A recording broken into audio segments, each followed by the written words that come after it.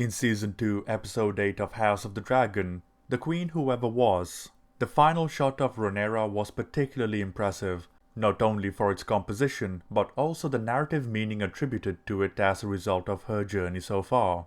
From a young age she would ride Syrax over King's Landing, a dragon, a remnant of Valyria, and of the old magic. Creatures pivotal in Aegon's conquest, bringing the 7 kingdoms of Westeros under one ruler.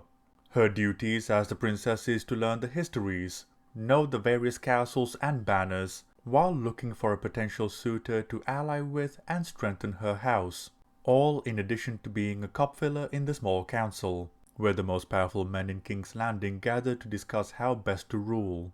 A wealth of knowledge for her to soak up and learn from, not that she heeded such things.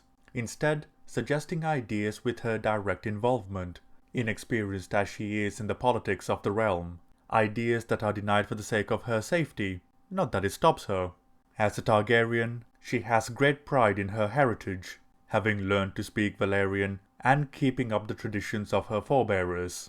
While she did not relish the lessons appointed to her, wishing instead to be akin to her uncle Daemon, she did make sure to keep up with her studies, a practice she embraced with her friend Alicent, taking refuge at the Weirwood. Her father Viserys, a man obsessed with prophecies and the histories of the world, named her as his heir to ensure the progression of their family line and peace in the kingdoms, all in the hopes of combating the great cataclysm of the Song of Ice and Fire. Despite the weight of responsibility now on her shoulders, she is dissatisfied with the role she must continue to play, resistant to her duties and acting out, going to a brothel with Daemon and having fun times with Criston Cole.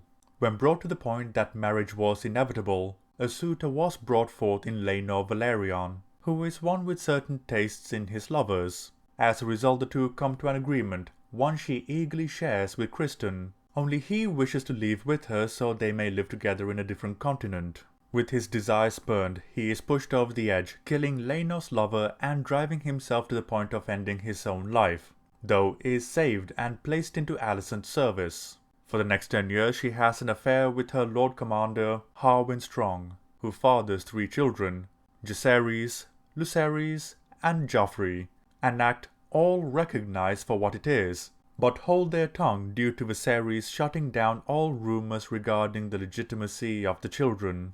As familial tensions rise, scheming intensifies, where Daemon and Rhaenyra plot to free themselves from the bonds of marriage to be together, leading to 2 children of their own. Once Viserys dies, the Greens carry out a plan to install Aegon as king rather than Rhaenyra, sparking the civil war. Proclaiming herself queen and challenging for the throne, she goes on to make a series of errors, sending Luke to Storm's End to barter with the Baratheons, which leads to his death at the hands of Aemond and Vhagar.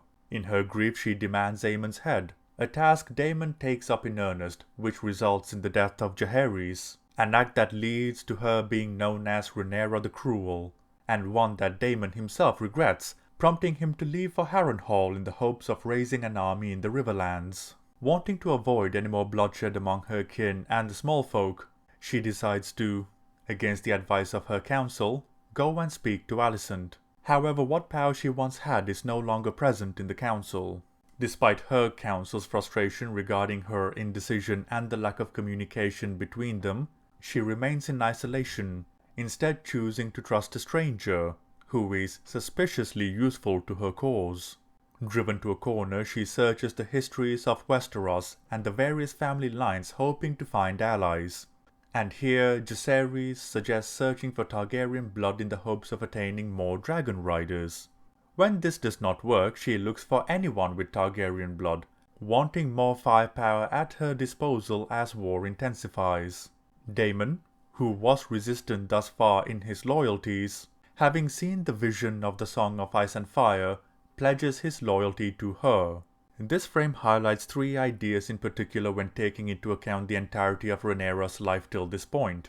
The first is the weight of history placed on her shoulders, her heritage as a Targaryen, a descendant of Valyria, who rides a dragon, a creature with ancient roots and considered gods in Westeros. What this comes with are the accomplishments and atrocities committed by her family line over the generations and the legacy therein.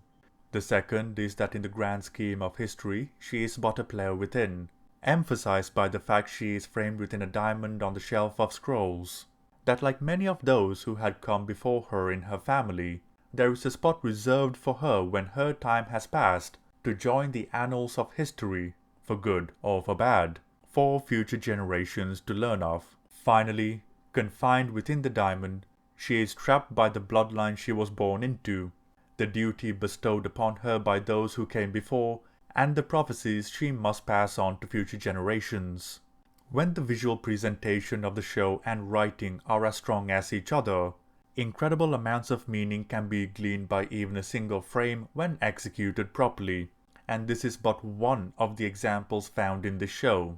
Just a shame about the series blueballing at the end of season 2.